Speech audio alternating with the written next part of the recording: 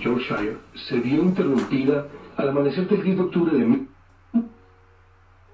la tranquilidad de este apacible condado de Yorkshire se vio interrumpida al amanecer del 10 de octubre de 1975, cuando un lechero que hacía el recorrido por el barrio, haciendo la entrega cotidiana, tropezó con lo que identificó como un cadáver, pero aparte de serlo y que ya de por sí es algo sobrecogedor encontrarse un cadáver, era prácticamente una masa sanguinolenta, la sangre ya reseca, tenía el cráneo destruido y tenía un número indeterminado de puñaladas en el abdomen.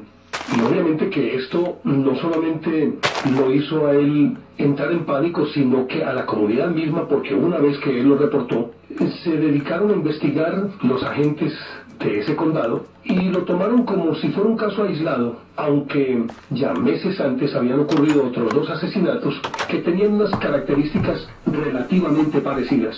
Los 3 evidenciaban el cráneo destrozado, y hasta el momento no se les había ocurrido que podía pertenecer ese patrón a un asesino serial. Pero ya con este asesinato y después de recordar lo que había ocurrido en meses anteriores, entonces llegaron a esa conclusión y empezaron a buscar el hipotético asesino, quién podría ser.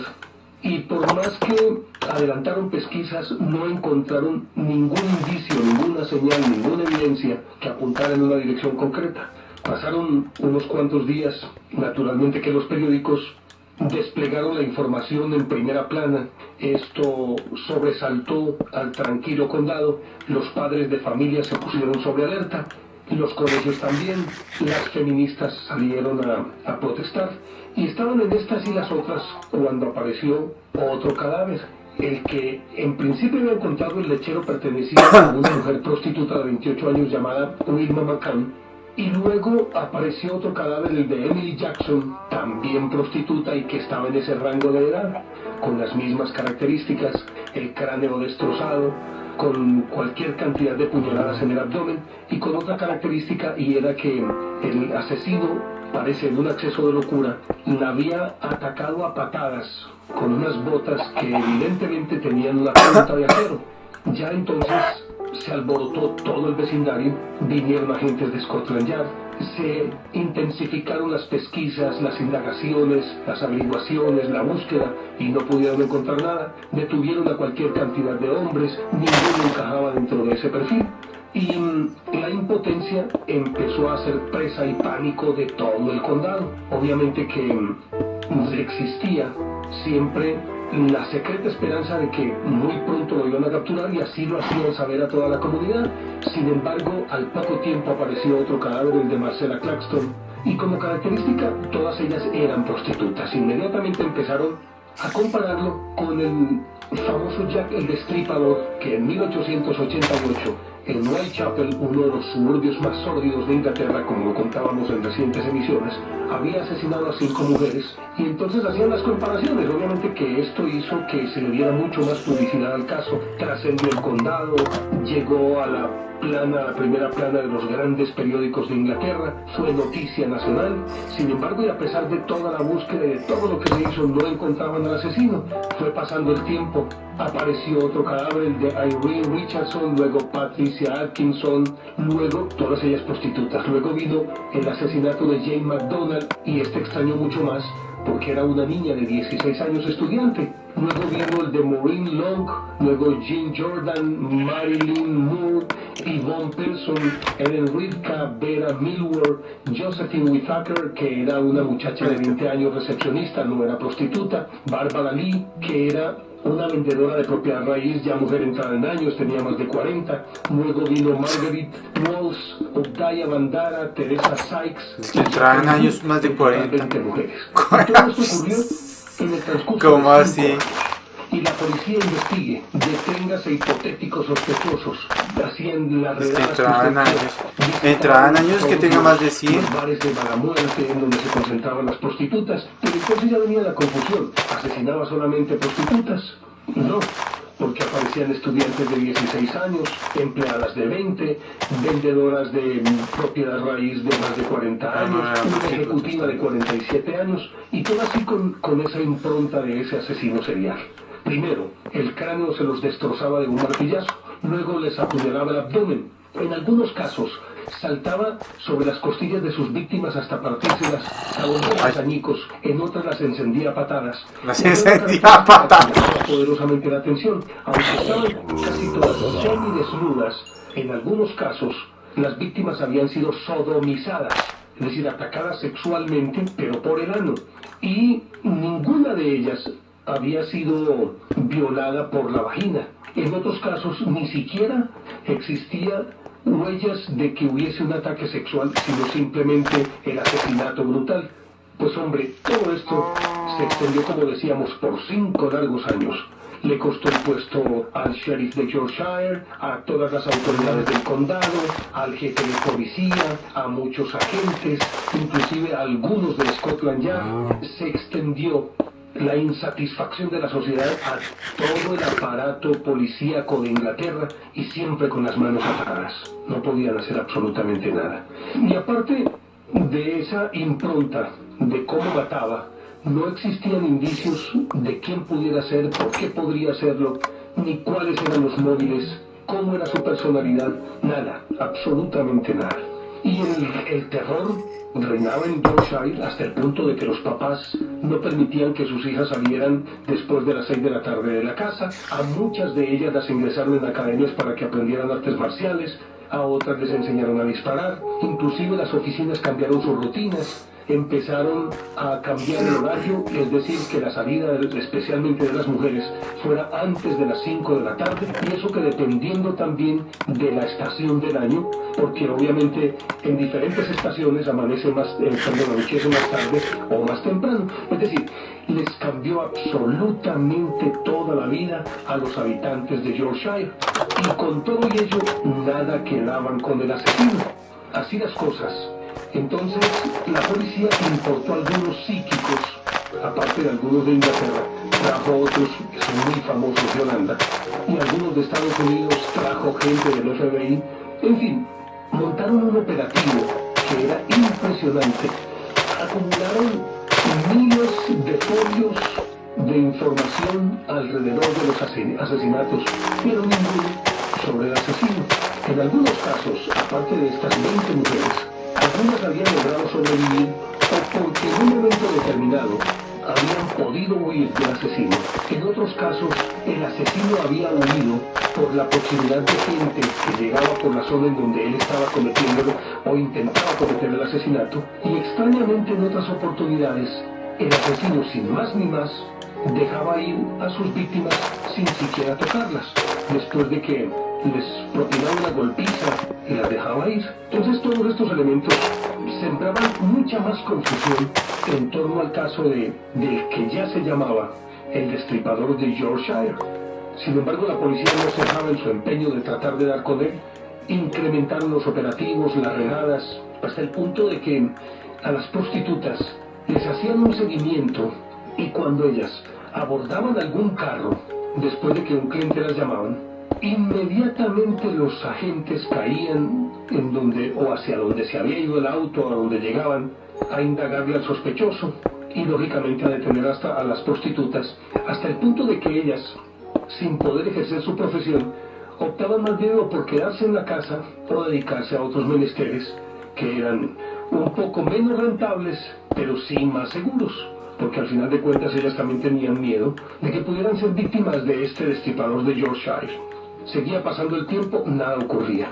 La periodicidad entre los asesinatos variaba muchísimo, y esto producía mucho más desconcierto a las autoridades, porque se dice que el asesino serial tiene un método que lo vuelve casi una rutina, y habitualmente va sobre sus pasos por los sitios que regularmente frecuenta, y pues algunos investigadores, en el caso de otros asesinos seriales, han logrado llegar hasta el asesino al reconstruir el método, el tiempo y los recorridos, porque así el asesino de pronto rompe esa rutina, regularmente vuelve sobre la misma. En el caso de este destripador de Yorkshire, hubo un elemento que sembró todavía más confusión por el hecho de que él, de pronto sin más ni más, desapareció un año entero. Estuvo inactivo durante un año, un poco más de un año.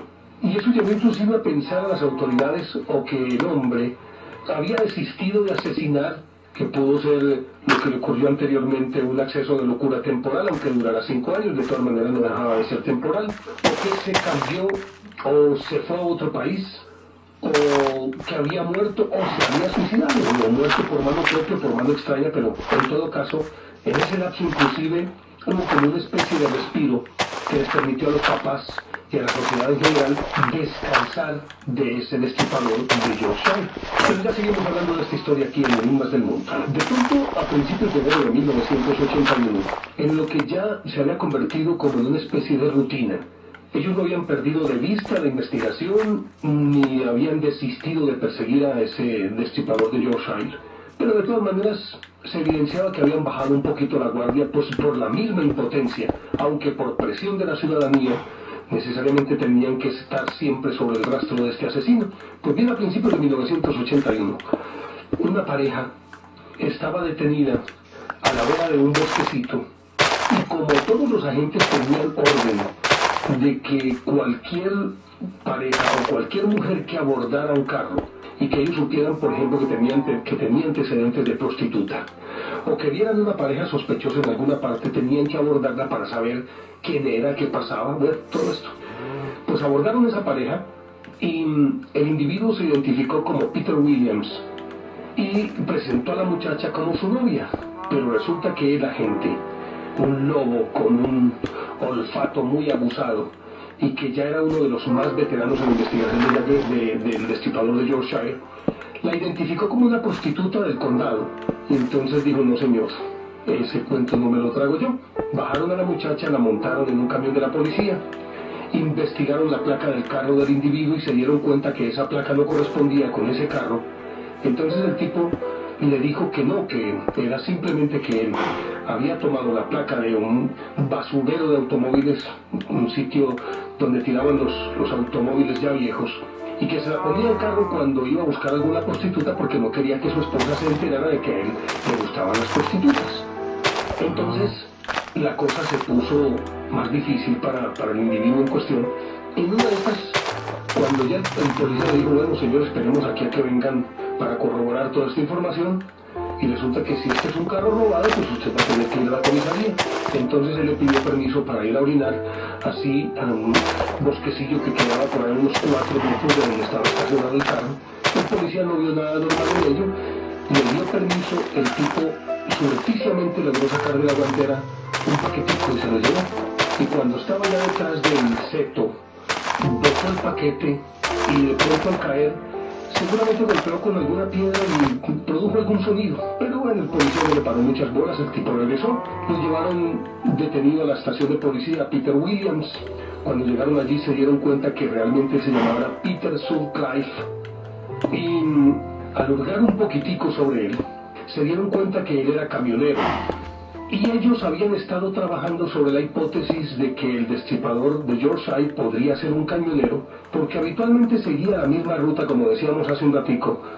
El asesino siempre hace más o menos lo mismo, lo cual se convierte en una rutina, y estos habían llegado a la conclusión de que tenía algo que ver con el transporte, porque siempre seguía una ruta, y sobre esa ruta ocurrieron prácticamente todos los asesinatos. Cuando se vieron que era camionero de Clark Transportation, aparte de la placa robada, el policía cayó en la cuenta de que había escuchado que algo había caído cuando él se fue a orinar. Dijo, no, por aquí que es más derecho. Se fue y con una linterna husmeó alrededor del sitio donde el tipo había orinado. Y en efecto, encontró un paquetico. Y dentro de ese paquetico estaba un martillo, un punzón y un puñal. Lo trajeron y empezaron entonces a llegar evidencias, o por lo menos indicios. Y como decíamos en algunas oportunidades, el asesino había permitido que las víctimas se fueran, o ellas se habían volado o él había huido, y habían construido algunos retratos hablados. Y aunque no existía una similitud evidente, sí vagamente los retratos hablados correspondían con este individuo. Luego empezaron a reconstruir y empezaron a buscar coartadas. Resulta que durante ese tiempo en que habían ocurrido los asesinatos, como decíamos, detenían a cualquier cantidad de hombres, y a Peter Sutcliffe, lo habían detenido en varias oportunidades, y a pesar pues de existir el retrato y todas estas cosas, Regularmente tenía una coartada perfecta y por eso pues me llamaba la atención porque conservaba una frialdad impresionante y porque además esas coartadas eran siempre corroboradas por otras personas, entre ellas su esposa, Sonia Surma, con la que se había casado, y precisamente por ser un matrimonio modelo, era un trabajador modelo, un hombre callado, introvertido, muy puesto en razón, pues no había levantado ninguna sospecha. Resulta que después de esto se enteraron que él había sido sepulturero y entonces le encantaba vejar a los cadáveres, según lo declararon posteriormente compañeros que trabajaron con él en el cementerio, que era un tipo inconstante, con un complejo de Edipo evidente, una adoración enfermiza por su madre, que se transformó en una especie de odio cuando a los 16 años él se enteró de que ella tenía un odio visceral contra un padre dominante y maltratador de su madre. Él era de una personalidad relativamente apocada, no practicaba deportes, era más bien huidizo, se les perdía a sus compañeros, de pronto se sumía en un mutismo de varios días, no hablaba con nadie, de pronto tenía explosiones de ira, pero no agredía a nadie ni le hacía daño a nadie. Pero en términos generales era considerado un ciudadano ejemplar. Sin embargo, cuando ya empezaron a llegar todas estas evidencias, se fue clarificando la situación hasta que en efecto todo apuntó a que él era el destripador de Yorkshire. Cuando ya él se vio entre la espada y la pared, hasta ese momento había mantenido la compostura y una frialdad extraordinaria, con enorme dominio sobre sí mismo, pero cuando ya se vio confrontado con las pruebas, entonces confesó que en efecto él había matado a todas esas mujeres, hizo descripciones detalladas y frías de cómo lo había hecho, de cómo saltaba sobre las costillas de las víctimas hasta partirlas, porque le encantaba el crujir de los huesos al romperse, de cómo las encendía a patadas con unas botas de punta de acero, y entre otras cosas, cuando lo detuvieron tenía esas botas, y entonces cuando ya pues lo pillaron, él dijo, con estas botas, con esto era que yo les daba. Y al preguntársele, pues la del millón, ¿por qué había hecho eso? Entonces dijo que era que él había recibido, cuando trabajaba en el cementerio, había recibido una orden desde una tumba que le exigía que asesinara prostitutas, que era una forma de redimirse. Obviamente que esto ya indicaba que existía un desajuste emocional tremendo, pero cuando investigaron un poco más su familia, encontraron que su esposa Sonia padecía de esquizofrenia paranoide y lo sometía a él también como una especie de régimen militar. Obsesionada ella por el aseo, lo hacía levantarse a mitad de la noche a arreglar la casa, a desinfectarla. Permanentemente le estaba exigiendo comprar nuevas cosas para que la casa se viera mucho más bonita. Y a él prácticamente lo tenía, era como un esclavo.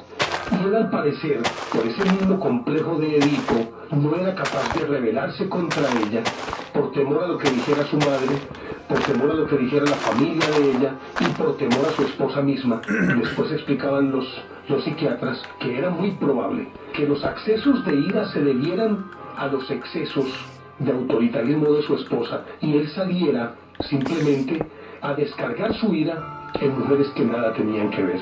Pero después de todo esto, aparte pues de la supuesta orden que recibió desde una tumba, el tipo de pronto se sumió como en una especie de trance, por decirlo de alguna manera. En todo caso, diríase que actuaba no por sí mismo, sino de una manera casi que automática, y empezó a contar sobre los asesinatos de Whitechapel un siglo antes, o sea, los cometidos por Jack el Destripador, y empezó a describir cómo supuestamente él, o sea, Peter Sutcliffe, había matado a Marianne Nichols, a Annie Chapman, a Catherine Eagles, a Mary Kelly, es decir, a las mujeres que Jack el Destripador había asesinado en 1888, entre agosto y octubre de 1888, y describía meticulosamente la forma como les había cercenado los senos, como las había degollado, es decir, seccionado el cuello, como las había abierto en canal, les había sacado las vísceras. Es decir, ustedes recordarán que cuando hablábamos de Jack el Destripador, las mutilaciones a las que sometió a esas mujeres eran salvajes como algo que nunca en la historia se había conocido. Y resulta que este Peter Sutcliffe, de pronto como en un trance, empezó a describirse él como Jack el Destripador. Y esta parte pues la guardaron las autoridades, no la dieron a conocer al público.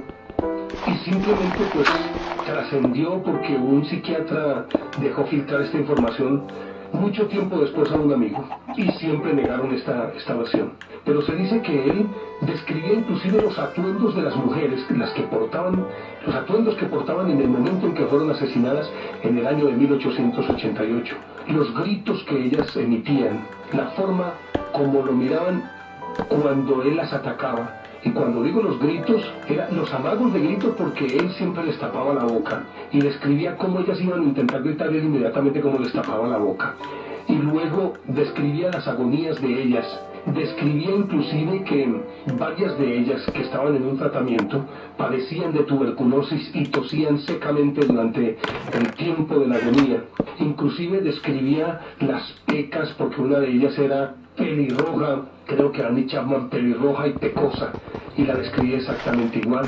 Describía hasta los lunares que tenía Catherine Eddowes, es decir, de una manera tan vívida que, de acuerdo con lo que posteriormente escribiera este psiquiatra que dejó filtrar esa información, era asombroso el conocimiento que él tenía de los asesinatos de Whitechapel.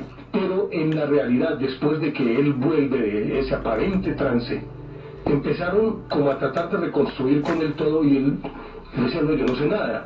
Y luego de investigar su vida, se sabía que él tenía una información vaga de que había existido un Jack el Destripador, pero no conocía ni los nombres ni las edades de las mujeres asesinadas, tal cual las describió en ese trance, ni mucho menos las características ni las ropas que ellas vestían en su momento. No sabía absolutamente nada.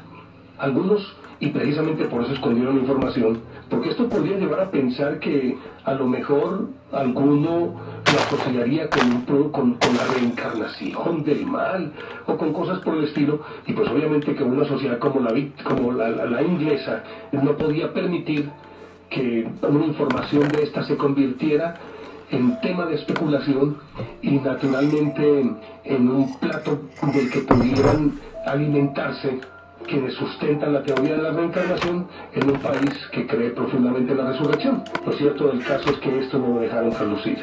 Pero sí sorprende el hecho de que este Peter Sutcliffe, en un momento determinado, dijera que era Jack el Destripador. Pero ya seguimos hablando de esta historia aquí en Enigmas del Mundo. Una parte de la historia de Peter Sutcliffe, el destripador de Yorkshire, se mantuvo oculta durante muchísimo tiempo, porque era por lo menos perturbador el que se supusiera que de alguna manera estaba relacionado con Jack el Destripador, aquel que en 1888, como ya lo hemos descrito, había asesinado a 5 mujeres en Whitechapel, uno de los sitios más sórdidos, de los suburbios más sórdidos y lóbregos de Londres, y que había causado tanta desazón y de hecho se había convertido en uno de los más grandes misterios de la historia sin resolver. El hecho de que este Peter Sutcliffe describiera con lujo de detalles esos asesinatos, las vestimentas, las características físicas de las mujeres y demás, llamó poderosamente la atención de algunos psíquicos, pero la policía no permitió que estos hurgaran un poco más en la historia contada por él, y simplemente todo se quedó en el limbo. Y mucho más si la misma Scotland Yard pretendió descalificar el relato de Sutcliffe, diciendo que no era otra cosa que una fantasía de un asesino que seguramente había tenido acceso pormenorizado a los crímenes que había cometido Jack el Destripador. Pero a decir de su familia y a decir de él mismo posteriormente, él nunca tuvo acceso a esa información más allá de las noticias que daban cuenta de los asesinatos y los nombres de estas mujeres. Pues todo eso se quedó en la bruma, nadie volvió a hablar de ello, le echaron tierra, y hoy Peter Sutcliffe sigue pagando cadena perpetua y ha sido atacado en varias oportunidades por sus compañeros reclusos, porque ellos afirman que es y sigue siendo con la misma mentalidad de sádico asesino, y por lo tanto evidentemente peligroso, aunque pues a decir verdad no creemos que lo sea tanto para sus compañeros reclusos, dado que su preferencia era por las mujeres prostitutas.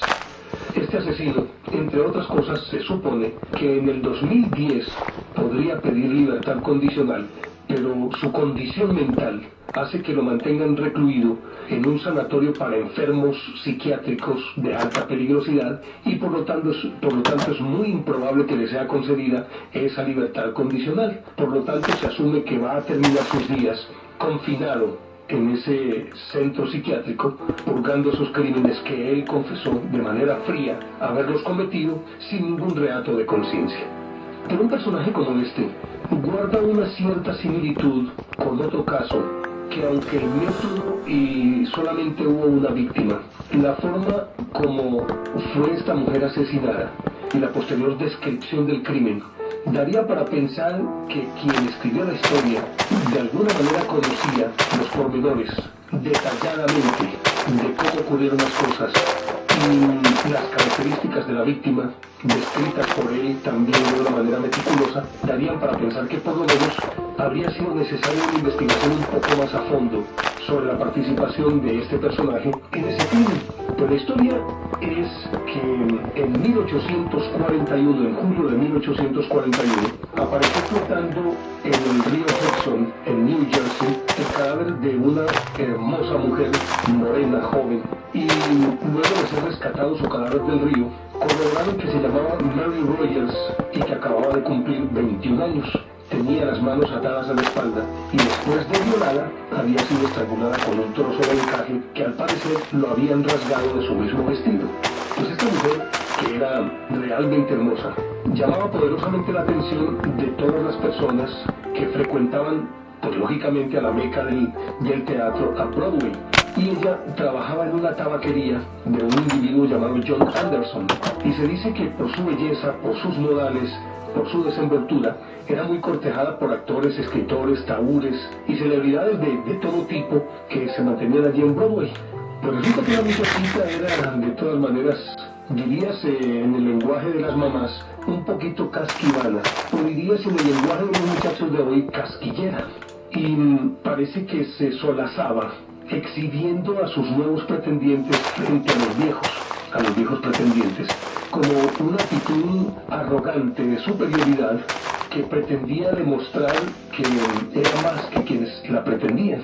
Y eso, aparte de que se convertía como una especie de aguijón o de estímulo para que los hombres, al considerarla, algunos que de pronto no tenían el suficiente dinero o no eran lo suficientemente apuestos, al considerarla una mujer muy atractiva, pues el solo hecho de que ella los desdeñara era ya de por sí un estímulo para que siguieran insistiendo. Pero luego de que ella les daba casquillo un tiempo, simplemente los desechaba sin ningún problema. Y parece que eso le generó a ella muchos pretendientes, pero también muchos enemigos.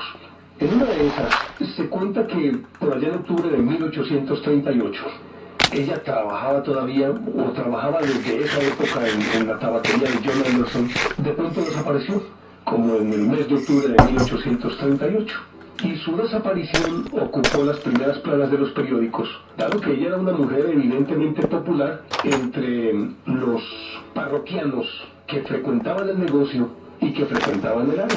Por lo tanto, al ser publicada esa noticia en los periódicos, se desató una búsqueda que luego de unos días fue detenida abruptamente porque ella, sin ningún reato, sin ningún problema, alegremente, frívolamente, apareció como si nada hubiera ocurrido. Habían transcurrido 3 semanas de su desaparición y cuando le preguntaban que qué había pasado, ella dijo: no, simplemente me fui a casa de unos amigos en Brooklyn porque estaba cansada. Y con eso zanjó la cuestión. Bueno, se volvió una anécdota, un incidente, algo para comentar y nada más. Y con ese ritmo siguió manteniendo amistades, aparentemente intimidades, con personalidades diversas, con individuos de distinta extracción social y económica, y comportándose con ese desenfado y esa desenvoltura que la fueron haciendo mucho más popular. Pero cuando apareció muerta en julio de 1841, su muerte, además por ser una mujer tremendamente popular, desencadenó todo tipo de reacciones, de lucubraciones, de hipótesis, de teorías. se barajaron los nombres de los hipotéticos asesinos, todo lo que se quiera. La policía montó todo un operativo, destinó a varios agentes sabuesos especializados en la búsqueda del asesino, también obviamente de las evidencias, los indicios, las señales, pues de todo esto. Y pasó el tiempo y nada se pudo concretar, a ninguna parte se llegó, ninguna conclusión se pudo conseguir, sino que simplemente murió. Como lo habíamos dicho, apareció flotando en el río Hudson, tenía las manos atadas a la espalda, había sido violada y había sido estrangulada con un trozo de encaje que al parecer le habían rasgado de su mismo vestido. Después de unas cuantas semanas y luego unos cuantos meses de intensa búsqueda de investigación, la policía simplemente cerró el caso y no se volvió a acordar de él. Ya la muerte de Mary Rogers se convirtió más en digamos que en un mito o algo parecido, algo por el estilo, un suceso que era más para contar que para investigar, y que pues lógicamente quienes vivían en ese mundo impredecible del teatro lo tomaban como algo natural en un medio como aquel. Inclusive pues hasta se llegaba a pensar en la trama de una obra de teatro alrededor de la muerte de esta muchacha Mary Rogers.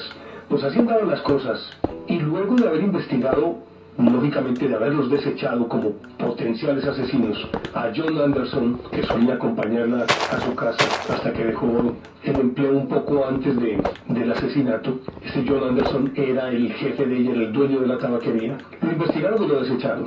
Luego interrogaron a otros como Alfred Crumlin y David Payne. Crumlin era un actor, David Payne era un hombre de negocios que inclusive estaba hospedado en una pensión que tenía su mamá, pues en su propia casa, que la habían convertido en una pensión en el sitio de Hoboken, en New Jersey. Y también, al no encontrar consistencia alguna que indicara o que por lo menos indujese a pensar que él podría tener que ver con el asesinato, simplemente también se le descartó como el asesino de Mary Rogers. Pasó el tiempo, la policía cerró el caso y unos 18 meses después se alborotó pues el cotarro que llaman, todo el mundo comentando de nuevo sobre el asesinato de Mary Rogers. Y todo esto simplemente porque había salido un libro en el que se contaba el caso de ella, pero de una manera muy cuidada, metódica, y diríamos lo que deliberadamente el autor pretendía ubicar la acción de esa novela en París. Había cambiado algunos nombres, algunas direcciones, pero naturalmente que esos personajes cuyos nombres habían sido cambiados encajaban perfectamente con los nombres y las fisonomías y las personalidades de quienes habían investigado, de los pretendientes de esta mujer Mary Rogers, y pues por lo tanto a nadie le quedó duda de que la obra se basaba justamente en el asesinato de esta muchacha. Pero ya seguimos hablando de esta historia aquí en el Himno del Mundo. Y la publicación fue mucho más sugestiva, dado que fue entregada por episodios, por capítulos, e impresas en una revista llamada, por entregas, Snowden's Ladies Companion, y se llamaba, en eso sí, él tal vez, y también yo creo que buscando un poco de publicidad y que la novela tuviera una cierta figuración o una aceptación, y la denominó El misterio de Mary Rogers. Es decir, el nombre de la mujer asesinada no lo cambió, dejó el título intacto, y que correspondía justamente con esa muchacha llamada Mary Rogers. Lo que cambió fue los nombres de los protagonistas, de los actores secundarios, de la policía, bueno, inclusive del lugar. Pero ya él inclusive estaba dando la pista de que en efecto estaba hablando sobre ese caso en particular, y aunque cambiara nombres y demás, era evidente que con el solo título se inducía a pensar que la acción estaba basada en la muerte de esta muchacha. El autor, lógicamente, tenía también un enorme gancho, y por eso se garantizó también la difusión de la novela, la aceptación del público, y pasó a ser una de sus obras más renombradas. Él era nadie más ni nadie menos que Edgar Allan Poe. Edgar Allan Poe, recordarán ustedes, por ejemplo, cuentos como El Cuervo y otras historias que son tortuosas y Tortuosos. Que, además de tortuosas, en sus obras abundan los personajes egocéntricos, perturbados, que se juzgan a sí mismos como individuos superiores y se arrogan el derecho de entregarse a toda clase de desafueros, loquías y demás, y de bellezas. Y él, en lo personal, era un individuo de este talante. Se decía que inclusive todas las obras de él rondan alrededor de la muerte. Y decían sus allegados, sus más cercanos, que la muerte definitivamente ejercía sobre él un poderoso hechizo. Y sobre todo cuando esta muerte se centraba en mujeres hermosas, en mujeres atractivas, en mujeres misteriosas o sugerentes. Y él mismo afirmaba que tramas de este tipo le producían una intensa emoción poética y profética. Pues entonces Edgar Allan Poe, al publicar esta historia, empezó a estar en el ojo del huracán, y mucho más. Como habíamos dicho, él había cambiado el escenario y los hechos, los había trasladado a París y cambiado pues nombres y direcciones de las personas implicadas. Pero resulta que tal vez no se sabe si deliberadamente, en esa mente tan tortuosa que él tenía, y con evidentes desajustes emocionales, recuérdese que él se encerraba a escribir y, como Balzac, se tomaba cualquier cantidad de café irregularmente.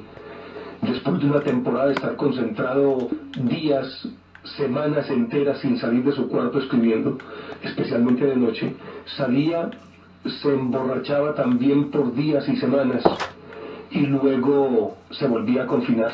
Era una persona muy extraña, pues precisamente él, para hablar un poquito de su personalidad, era un solitario, por una parte, y aunque compartía con la gente, siempre mantenía una cierta distancia. Y su producción se caracterizaba siempre por ser cruel, depravada, y su misma vestimenta lo convertía en un personaje extraño y misterioso. Habitualmente vestía de negro y se seguía cubriendo con una vieja capa militar que la había traído de los días, o como un recuerdo de sus días de estancia en la Academia de West Point, a la que entró para tratar de graduarse como militar. Allí fue sometido a un consejo de guerra y expulsado por borracho y por su conducta tan turbulenta, entre otras cosas, porque allí también incluyen en su expediente que cometía aberraciones sexuales de toda índole y por sus muchas aventuras amorosas. Bueno, en fin, después de describirlo así muy rápidamente a este señor, resulta que, de acuerdo con los contertulios de la época y del sitio que él frecuentaba regularmente a Broadway, al final de cuentas pues escribía, ¿no?, era un literato. Resulta que él, al parecer, fue uno de los pretendientes de Mary Rogers. Inclusive algunos llegan a afirmar que cuando ella desapareció en octubre de 1838, coincide su desaparición también con una extraña desaparición de más o menos al mismo tiempo de Edgar Allan Poe, y que un día antes la habían visto salir con él de brazo y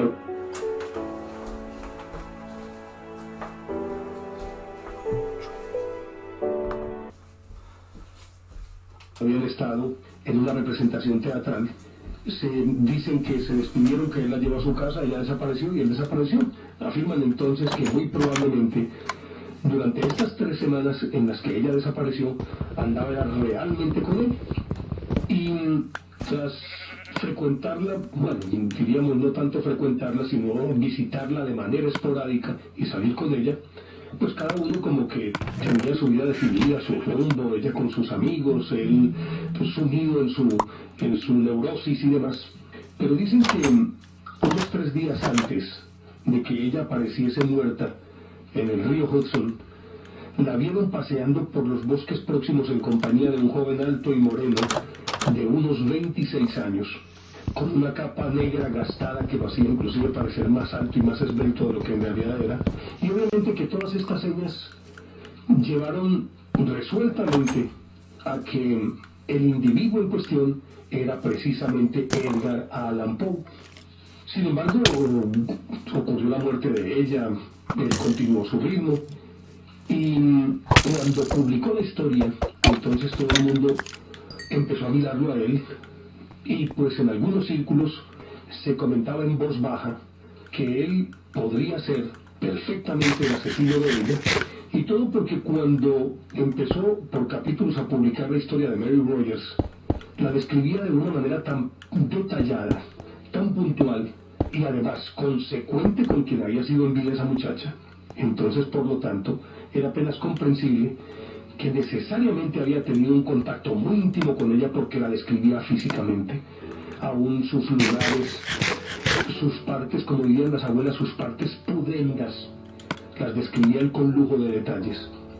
Y en el curso pues de esa trama, en el desarrollo de esa trama, él empieza a contar cómo el asesino la encuentra, la seduce, se la lleva, la viola, describe la violación de una manera palpable y casi que diríamos que en su descripción se podía ver o percibir más bien el morbo de él contando la historia, rayando en una obsesión, pues en una casi que una sensación orgásmica, dicen algunos de sus historiadores. Es esa descripción, la describe con tal emoción y con tal vividez que pareciera que cuando lo está contando lo está haciendo. Y luego cuenta el asesino, después de violarla, cómo le rasga el vestido, cómo con un trozo de esa tela de encaje le amarra las manos y la ahorca, y describe casi que con éxtasis la forma como ella va agonizando hasta morir. Luego va describiendo también con lujo de detalles la forma como la transporta, la lleva hasta el borde del río, luego la besa apasionadamente, lo describe ahí, y la lanza al río, y después encuentran a la muchacha. Pues bien, él cuenta la historia, el libro se convierte en un éxito, y aunque haya cambiado pues algunas cosas, evidentemente se trata de la misma mujer, de Mary Rogers.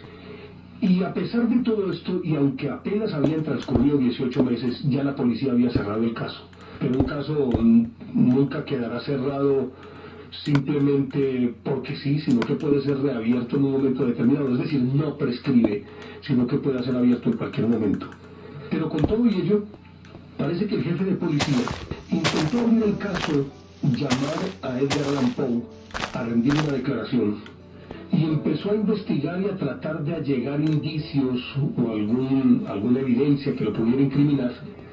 Pero dicen que después de 2 o 3 semanas de estar investigando, ese jefe de policía recibió una llamada misteriosa. Diríamos, pues recibió una llamada misteriosa, no, más bien una razón, porque en aquella época no había teléfono. Recibió una razón misteriosa según la cual debía simplemente dejar las cosas de ese tamaño y no ponerse a hurgar ni investigar nada más, sino simplemente dejarlo así. Que si ya el caso se había cerrado, no había ningún mérito para reabrirla, y mucho más incriminar a un escritor de estas características, ya un personaje. ¿Qué pasó? Ah, se acabó. Bueno, yo no sé. Creo que más tarde sigue.